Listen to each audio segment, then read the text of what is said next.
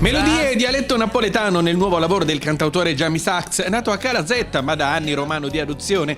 Una proposta artistica originale nella scelta del dialetto partenopeo per omaggiare Napoli e alcuni tra i suoi esponenti storici quali Pino Daniele e Massimo Troisi. Ho scritto questa canzone in napoletano perché ho da sempre una devozione immensa per la canzone napoletana, ma soprattutto un amore sviscerato e smisurato per il cantautore napoletano Pino Daniele. Ho coinvolto in questo brano 4 turnisti bravissimi, 4 musicisti e un insegnante napoletano che mi ha insegnato lo slang, la pronuncia, la dialettica e la fonetica.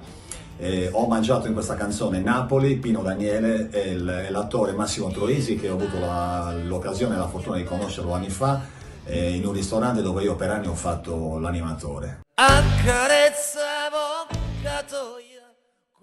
Da Roma con un brano napoletano, ma quanto manca la Sardegna e cosa è rimasto delle origini sarde? La Sardegna mi manca tantissimo, anche perché sono sardo, sono nato in Sardegna, le radici mie sono sarde.